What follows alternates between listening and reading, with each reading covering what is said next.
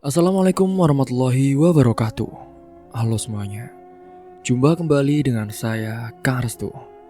Apa kabar kalian semua?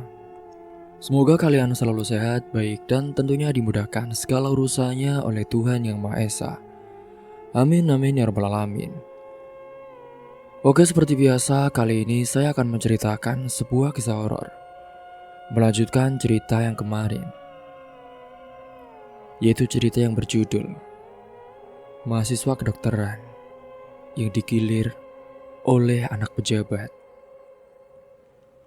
Sebelum masuk ke ceritanya, bagi kalian yang baru bergabung, jangan lupa klik tombol subscribe-nya. Klik juga lonceng notifikasinya serta like video ini, agar kalian tidak ketinggalan cerita-cerita menarik dari channel kami.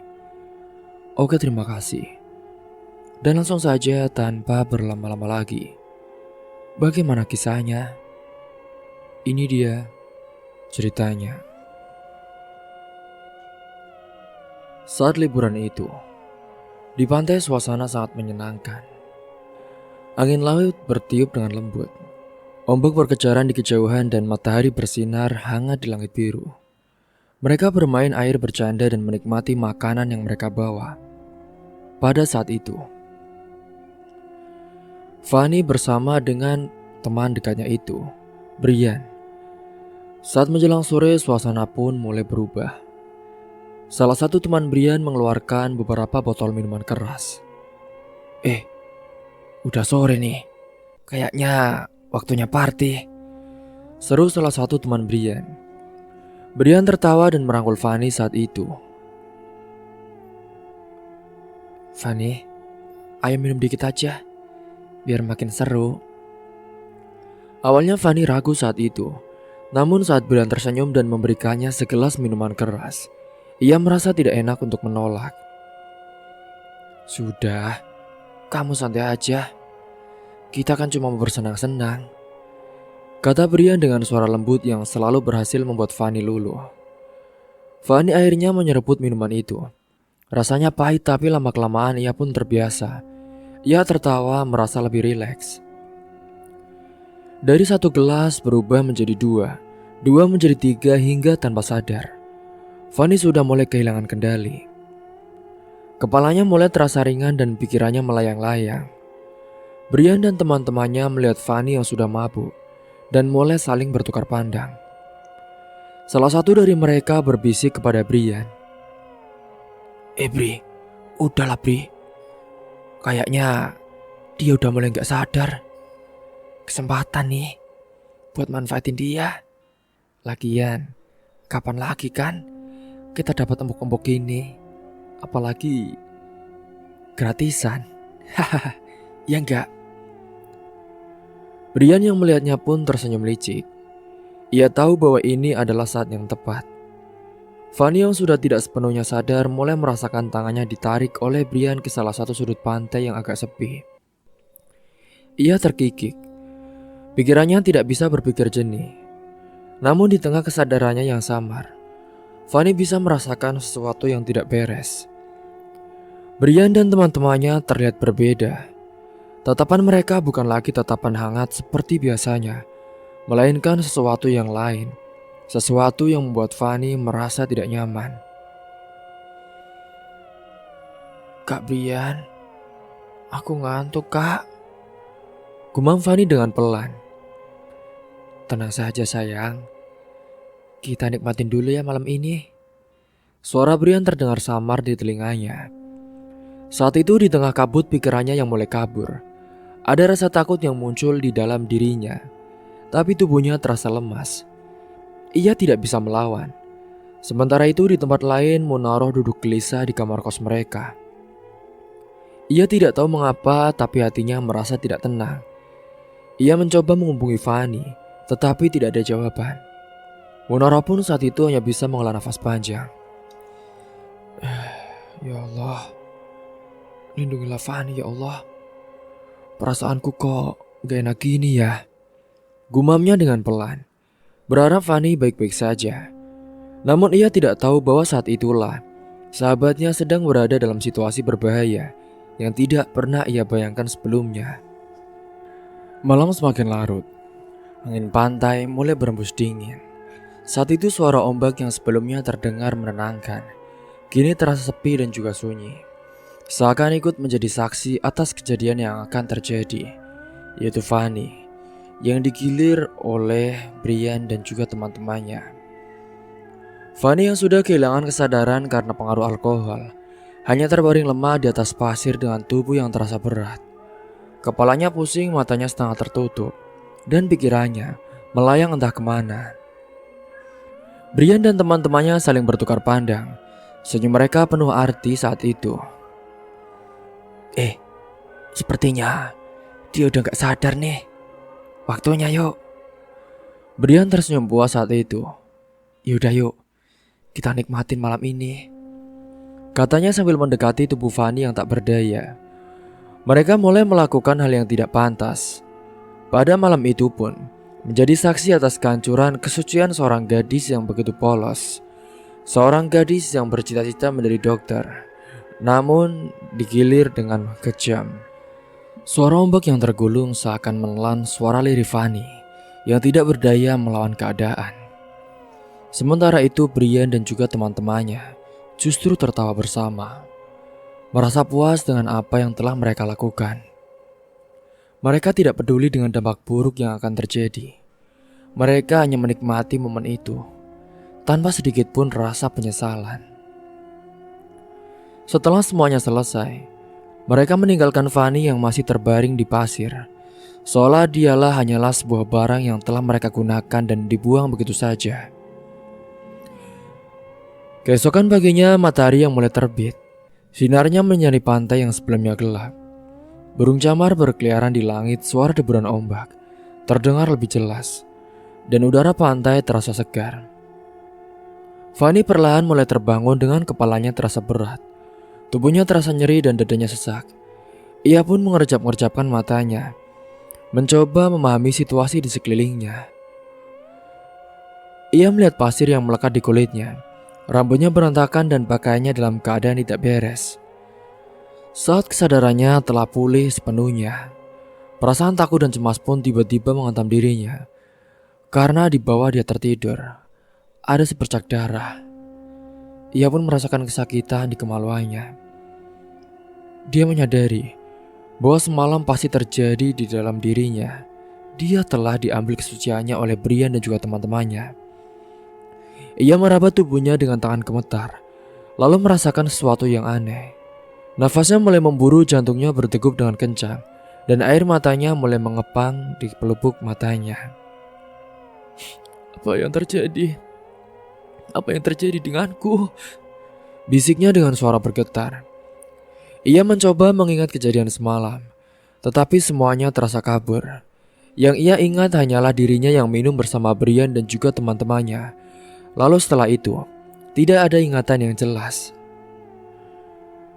Namun melihat keadaannya dia yang seperti itu, dengan ada bercak darah di bawahnya dan tubuhnya yang terasa sakit, ia pun mulai berpikir dengan buruk bahwa semalam Brian dan teman-temannya telah melakukan kepadanya dengan paksa. Saat ia menoleh sekitar, ia juga tidak melihat siapapun di dekatnya. Brian dan juga teman-temannya sudah pergi entah kemana, meninggalkannya seorang diri di tepi pantai. Fanny mulai panik.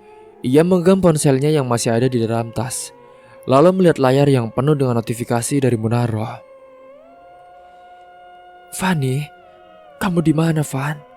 Kenapa gak bisa dihubungi? Fanny, tolong balas pesan ini kalau kamu lihat. Van, aku gak enak loh perasaannya. Jawab aku, Van. Fanny menatap pesan-pesan itu dengan mata berkaca-kaca. Tangannya bergetar saat mencoba mengetik balasan, tapi ia tidak tahu harus menulis apa. Ia merasa tubuhnya semakin dingin meskipun matahari mulai naik. Ia juga merasa kotor, ia merasa sangat hancur. Dengan langkah terseok-seok, ia berusaha bangkit dan berjalan menuju penginapan tempat ia dan Brian menginap semalam. Namun saat ia sampai di sana, ia tidak menemukan siapapun. Brian dan teman-temannya sudah pergi dan saat itulah kenyataan mulai benar-benar menghantam dirinya. Brian adalah orang yang selama ini ia percayai telah menghancurkannya. Air mata mulai mengalir deras di pipinya. Ia jatuh terduduk di lantai penginapan menangis tanpa suara. Rasa sakit, marah, kecewa, dan ketakutan bercampur menjadi satu. Ia pun merogoh ponselnya kembali lalu dengan tangan gemetar, ia menelpon Munaroh. Tidak butuh waktu lama saat itu panggilan itu pun langsung diangkat. Fanny, kamu di mana, Van? Aku khawatir banget loh. Suara Munaroh terdengar di ujung telepon penuh kecemasan. Fanny tidak bisa menjawab. Ia hanya bisa menangis saat itu. Fanny, tolong jawab aku, Van. Kamu kenapa? Munaroh semakin panik. Dengan suara bergetar, Fanny pun akhirnya berkata, Mun, aku hancur, Mun. Aku hancur. Munaroh terdiam sesaat. Lalu dengan suara penuh ketegangan, ia pun berkata, Ya sudah, kamu di mana? Aku akan ke sana. Beritahu aku ya lokasimu. Fanny lalu mengirimkan notifikasi tempatnya Sherlock kepada Munaroh. Karena saat itu, Munaroh benar-benar sangat khawatir dengan Fanny. Ia pun segera menutup telepon. Ia merasa semakin lemah. Ia ingin berlari, ingin menghilang, tapi ia tidak tahu harus kemana. Hingga singkatnya setelah dia datang kurang lebih 2 jam, Munaroh datang dengan wajah penuh kekhawatiran. Dia datang ke sana menaiki ojek. Saat melihat kondisi Fanny yang berantakan dengan wajah yang penuh air mata, ia pun langsung berlari mendekat dan memeluk sahabatnya dengan erat. Ya Tuhan, Fanny, apa yang terjadi sama kamu, teman?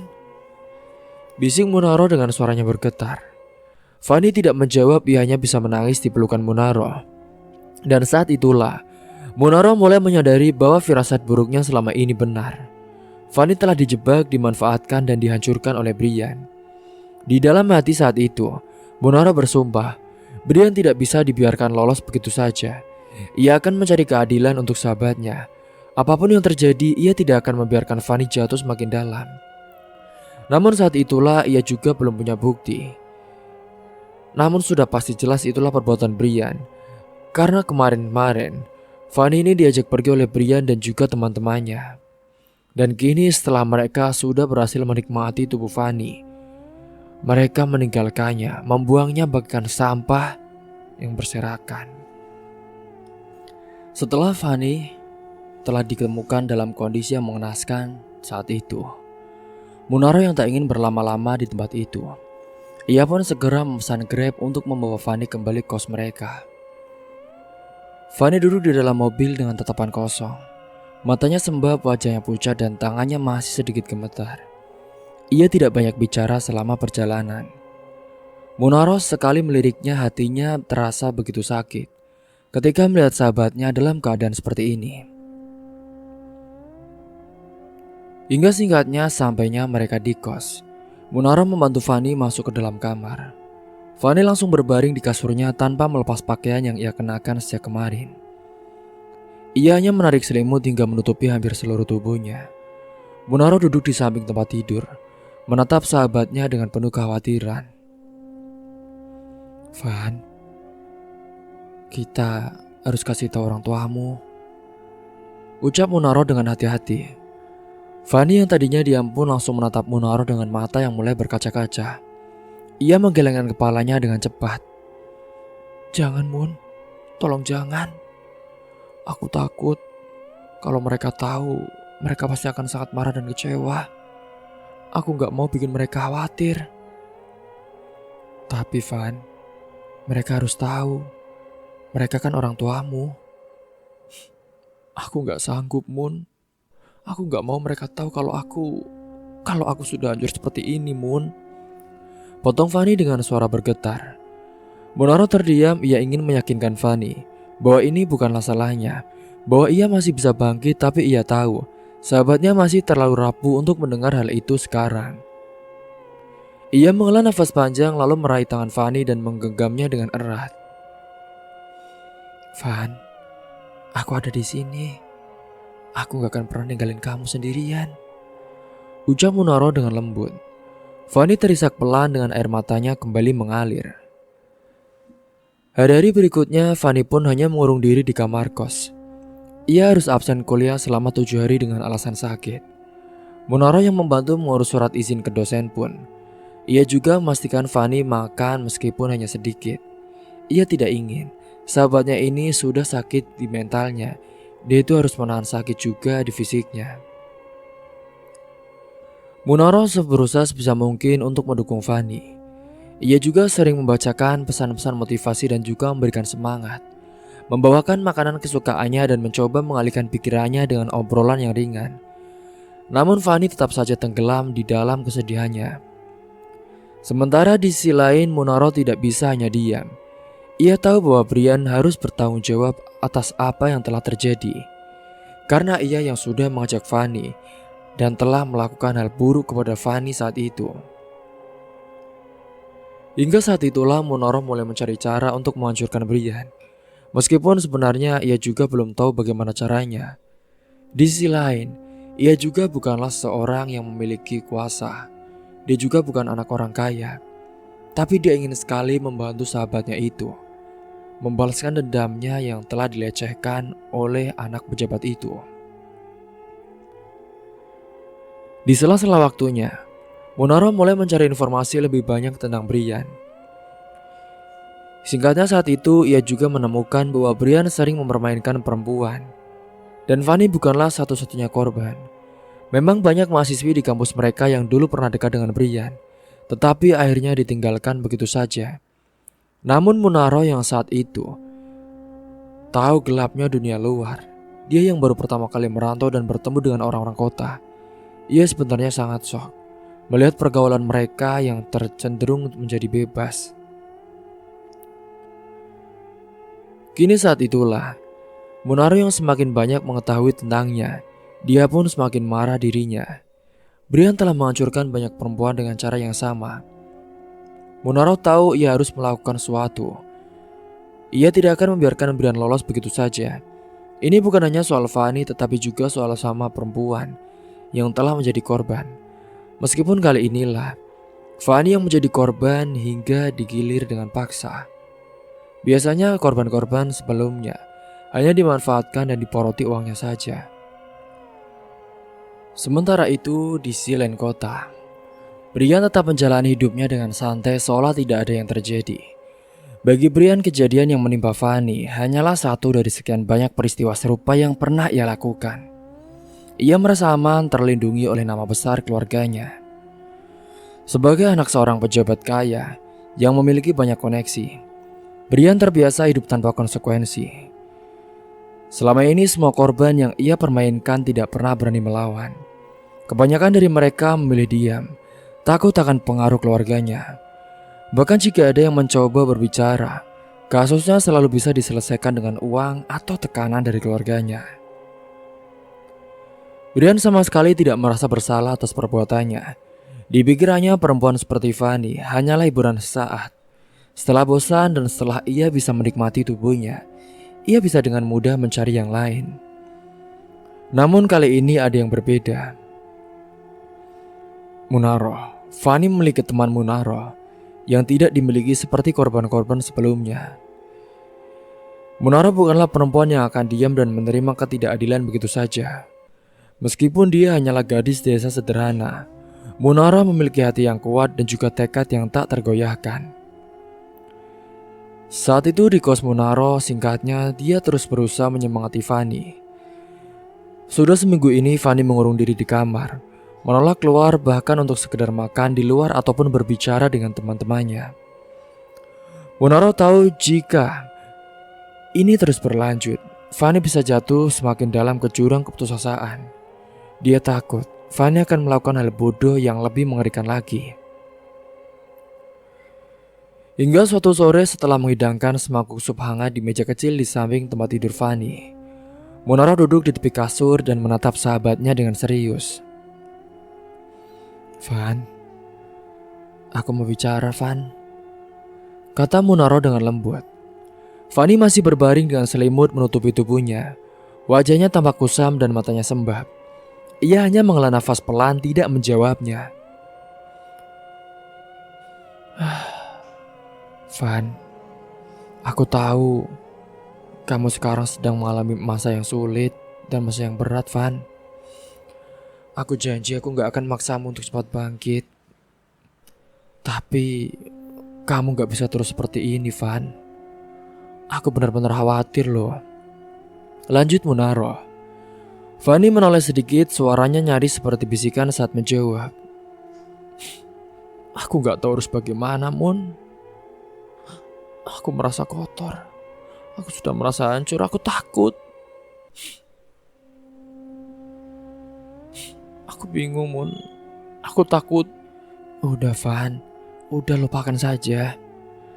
Aku bisa antar kamu ke psikolog. Biar kamu sedikit lebih tenang. Semua sudah terjadi, Van. Kita ambil pelajarannya agar kamu bisa lebih kuat. Munaro lalu menggenggam tangan Fani dengan erat. Van, aku ngerti. Tapi kamu kan gak pernah sendirian. Aku di sini buat kamu.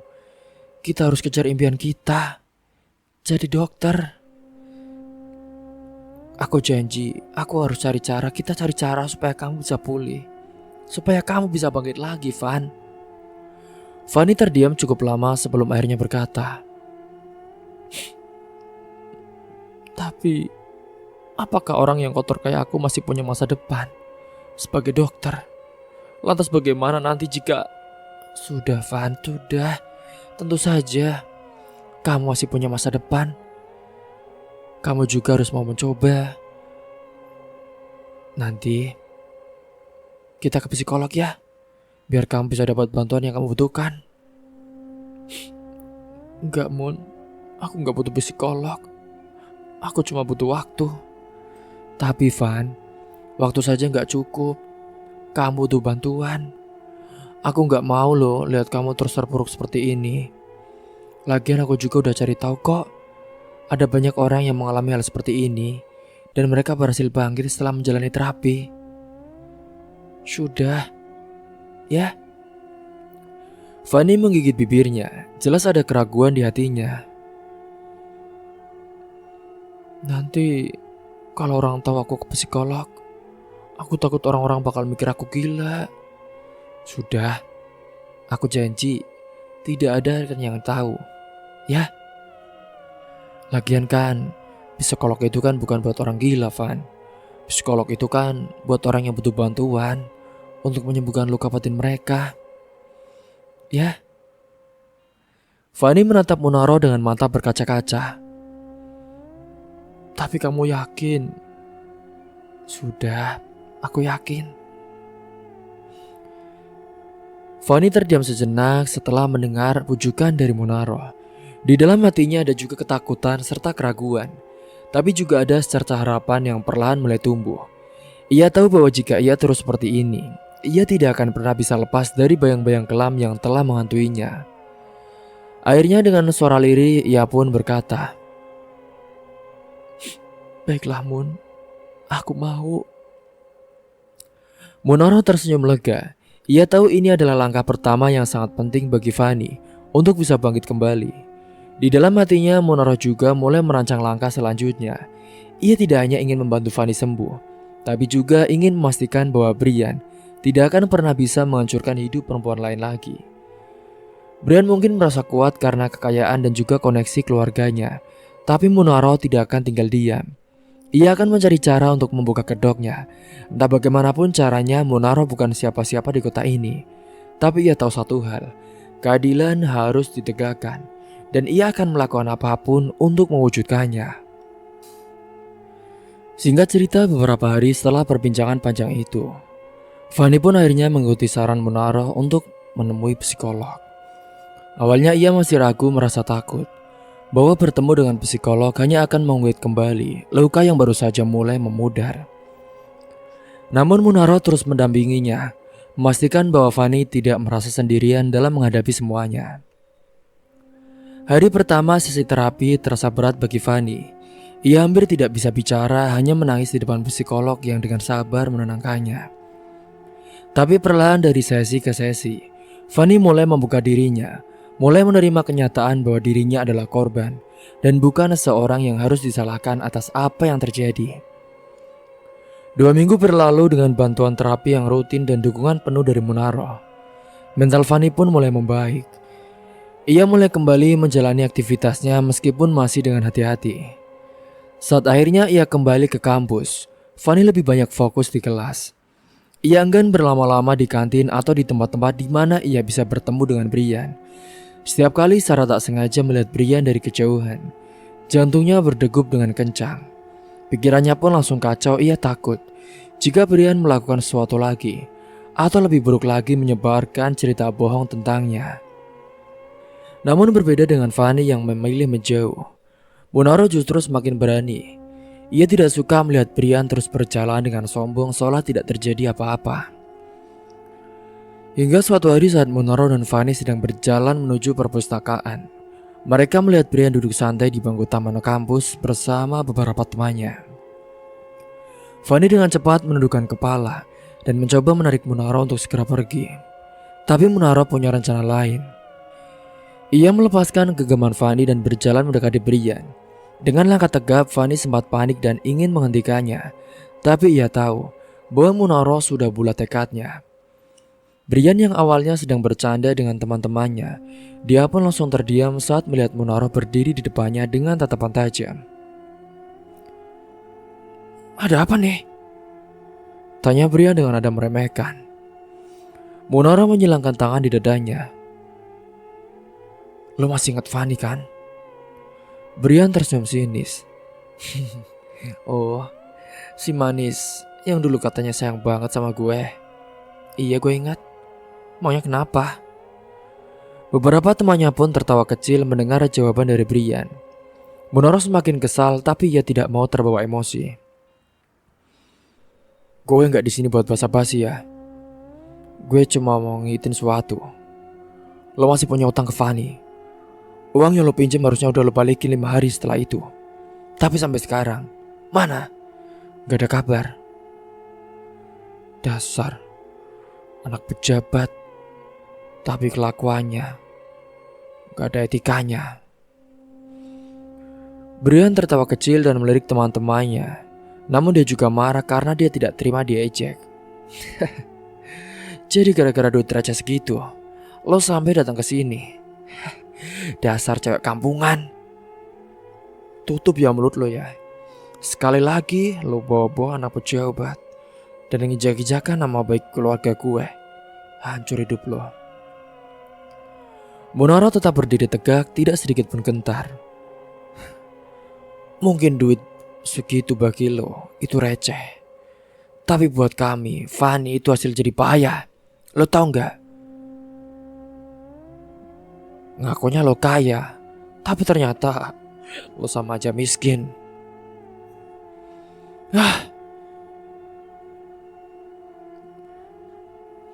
"Diam ya mulut lo ya. Lo gak usah ngejek-ngejek gue lagi. Gue bisa biar lo sekalian." Pak. Setelah mengucap seperti itu, mulut dari Brian pun ditampar oleh Munaro. Dia tidak terima, karena Munaro disebut bisa dibeli dengan uang. Hingga saat itu, Munaro pun berkata, "Kalau lo gak mau balikin, baik-baik. Gue bisa cari cara lain. Gue bisa bilang ke dosen-dosen, bisa lapor ke pihak kampus. Bahkan bisa cari tahu gimana caranya biar berita ini sampai ke keluarga lo." Brian yang awalnya masih santai pun mendadak menegang. "Dasar cupu lo. Gue gak main-main ya. Lo balikin sekarang, atau gue mulai nyari cara lain buat ngejar lo. Gue udah tahu semuanya ya. Gue tahu rahasia lo. Gue tahu aib lo." Beberapa mahasiswa yang berada di sekitar pun mulai memperhatikan mereka. Brian menyadari bahwa situasi ini bisa mempermalukannya jika dibiarkan berlarut-larut. Dengan kesal, ia pun mengeluarkan ponselnya dan mengetik sesuatu. Beberapa detik kemudian ponsel Munaro pun berbunyi, dan saat dicek ada notifikasi transfer masuk atas nama Brian. "Udah kan? Sekarang lo pergi dari sini," ucap Brian dengan ketus. "Bagus. Setidaknya masih ada sedikit tanggung jawab di diri lo. Tanpa berkata lebih banyak, Munaro berbalik dan berjalan kembali ke arah Fani yang sejak tadi memperhatikan dengan cemas dari kejauhan. Fani menatap Munaro dengan kagum sekaligus takut. Mun, lo gila ya Mun? Lo beneran nyamperin dia? Udah, gue gak akan biarin dia enak-enakan setelah apa yang dia lakukan. Tapi Mun, kalau dia dendam sama lo, gimana? Ya kalau dia macam-macam sama gue juga gak akan diam lah. Emangnya dia siapa? Gue gak takut meskipun dia anak pejabat. Di kejauhan saat itu, Brian menatap Munaro dengan mata penuh amarah. Ini adalah pertama kalinya seseorang berani menantangnya seperti ini. Biasanya semua orang tunduk kepadanya. Dalam hati Brian pun bersumpah bahwa ia tidak akan membiarkan Munaro lolos begitu saja. Namun Munaro tidak peduli. Ia tahu bahwa ia telah melakukan hal yang benar. Sekarang, ia hanya perlu mencari cara untuk memastikan bahwa Brian tidak akan bisa menyakiti orang lain lagi. Beberapa hari setelah kejadian di kampus, Munaro semakin sibuk dengan jadwal kuliahnya yang padat. Ia memang adalah salah satu mahasiswa yang menjadi andalan di program studi kedokteran. Dikenal dengan kecerdasannya dan juga kerja kerasnya, dosen-dosen kerap memuji Munaro sebagai calon dokter yang memiliki dedikasi tinggi. Meskipun berasal dari desa dan hidup dengan keterbatasan ekonomi, ia tidak pernah mengeluh dan selalu memberikan yang terbaik dalam setiap mata kuliah yang diikutinya. Namun dia yang sering pulang terlambat. Tanpa ia sadari, ada sepasang mata yang terus memperhatikannya dari jauh. Brian masih menyimpan dendam terhadap Munaro. Baginya dipermalukan di depan teman-temannya adalah sesuatu yang tidak bisa diterima begitu saja. Selama ini tidak ada satupun orang yang berani menentangnya, apalagi seorang gadis desa seperti Munaro. Ia merasa harga dirinya diinjak-injak, dan ia bersumpah akan membalasnya dengan cara apapun. Sejak kejadian di taman kampus, Brian mulai mengamati setiap gerak-gerik Munaro. Ia tahu Munaro sering pulang cukup malam karena tugas kuliah dan juga praktikum yang padat. Kesibukan Munaro di laboratorium kampus membuatnya sering pulang dalam keadaan yang lelah. Dia juga tahu Munaro selalu menggunakan ojek. Brian juga menunggu momen yang tepat. Ia tidak ingin terburu-buru. Ia mengajak beberapa teman dekatnya yang juga sama-sama anak orang kaya yang terbiasa menyelesaikan masalah dengan kekerasan dan juga suka main keroyokan. Mereka semua tidak tahu dan juga tidak peduli meskipun lawan yang dilawan adalah perempuan. Karena bersama mereka, Brian ini merencanakan sesuatu yang buruk untuk Munaro. Lihat saja nanti, bakal kasih pelajaran buat dia. Emangnya dia siapa? Sok-sokan banget. Mahasiswa baru kok. Sudah sombong dan banyak gaya sama senior. Hingga pada hari itu pun, di malam itu setelah selesai mengerjakan tugasnya di perpustakaan kampus, Munaro pulang menggunakan ojek online seperti biasa. Perjalanan dari kampus menuju kosnya melewati beberapa jalan yang sepi, apalagi sudah malam. Ia tidak menyadari bahwa ada beberapa motor yang mengikuti dari kejauhan. Dan saat tiba di dekat gang menuju kosnya, Munaro turun dari ojek dan mengucapkan terima kasih kepada pengemudi. Begitu ojek pergi, ia baru menyadari bahwa suasana di sekitar cukup sepi. Lampu jalan remang-remang dan tidak ada orang yang berlalu lalang. Memang jalan dari ujung gang ke dalam kos Munaro cukup jauh, berjarak sekitar 300 meter. Tiba-tiba suara motor pun meraung mendekat dengan cepat. Sebelum Munaro sempat bereaksi, 4 pria turun dari motor dan langsung menghadapinya. Brian berdiri di tengah mereka dan seringnya licik. Kita ketemu lagi ya, gadis desa, kata Brian dengan nada mengejek. Munaro pun langsung waspada. Mau apa lo? Mau apa kalian? Tanya dengan tajam. Brian berjalan mendekat. Lo pikir lo bisa seenaknya ngerendahin gue di depan orang-orang? Munaro mundur selangkah tapi tetap menjaga postur tubuhnya agar siap menghadapi mereka. Gue kan cuma minta lo balikin uang yang lo pinjem ya. Dan gue juga gak terima karena lo juga sudah memperkosa teman gue. Kalau lo marah gara-gara itu, berarti lo emang pengecut. Wajah Brian memerah karena emosi. Kurang ajar ya lo. Brian langsung memukul dan menampar mulut dari Munaro. Brian memberi isyarat kepada teman-temannya, dan mereka pun langsung bergerak mengepung Munaro. Namun Brian dan anak buahnya tidak tahu bahwa Munaro lah bukan gadis lemah yang bisa mereka remehkan begitu saja. Munaro mungkin berasal dari desa, tapi sejak kecil ia juga sudah belajar bela diri dari ayahnya untuk menjaga diri, apalagi sebagai perempuan yang akan hidup merantau. Begitu salah satu pria mencoba menarik tangannya, Munaro langsung bertindak dengan cepat. Ia memutar badannya dan melepaskan pukulan ke dada pria itu, membuatnya terhuyung ke belakang. Satu lagi mencoba menangkapnya, tapi Munaro yang melayangkan tendangannya ke lututnya membuat pria itu jatuh dan berlutut dengan kesakitan. Brian terkejut melihat perlawanan Munaro. Ia tidak menyangka bahwa gadis desa ini bisa melawan mereka. Namun ia yang tidak tinggal diam pun dengan marah. Ia maju dan mencoba memukul Munaro. Munaro berhasil menghindari satu pukulan lalu balas menyerang dengan tendangan ke perut Brian.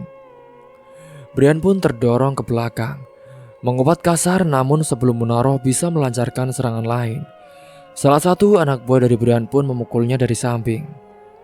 Pukulan itu mengenai pipi Munaro, membuatnya tersungkur ke tanah.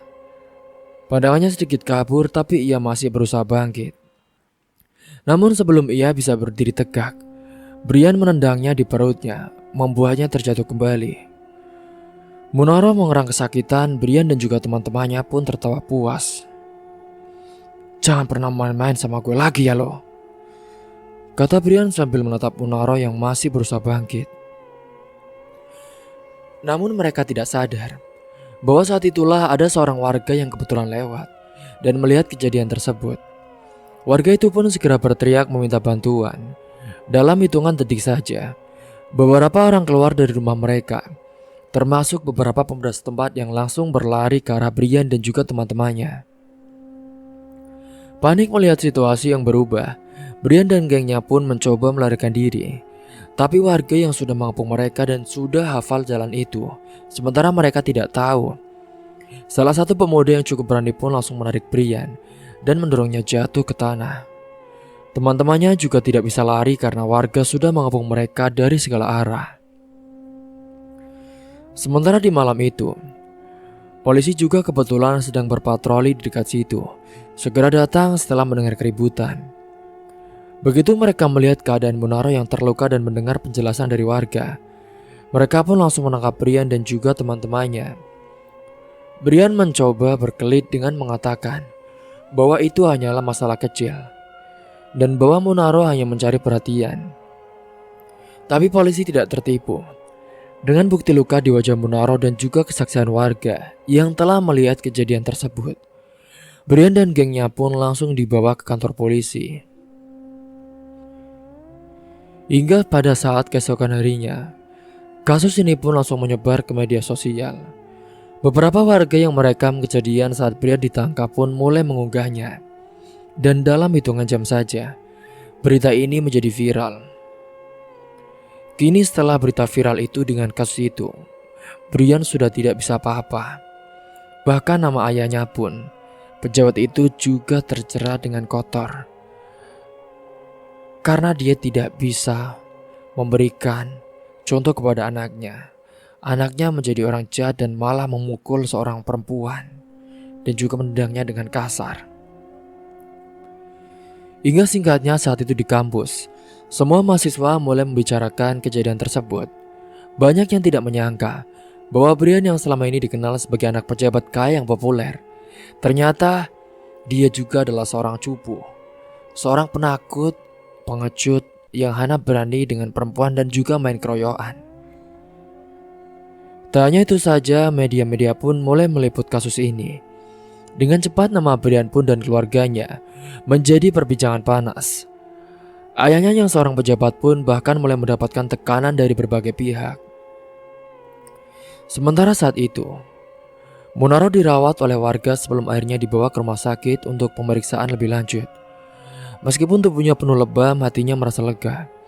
Setidaknya kali ini kejahatan Brian tidak bisa ditutup-tutupi lagi. Dia sudah mendapatkan akibatnya. Kini dia sudah dibawa ke kantor polisi. Dan dia pasti akan dihukum dengan kejam. Namun Munaro tahu bahwa perjalanannya belum selesai. Brian mungkin sudah tertangkap. Tapi ia juga harus memastikan bahwa kasus ini tidak menguap begitu saja. Di dalam hatinya Munaro bertekad bahwa ia tidak akan pernah membiarkan laki-laki seperti Brian menghancurkan hidup perempuan lain lagi. Dan saat itulah, setelah Brian ditangkap dan akan dipenjarakan, Munaro dan Fanny kini bisa berkuliah mengejar cita-citanya dengan lebih tenang. Semoga kalian semua bisa mengambil hikmah dan pelajaran dari kisah ini. Mungkin itu saja yang dapat saya sampaikan. Kurang lebihnya mohon maaf apabila ada salah kata ataupun ucapan yang kurang berkenan bagi kalian semua. Sampai jumpa di cerita-cerita menarik selanjutnya. Akhir kata, wassalamualaikum warahmatullahi wabarakatuh.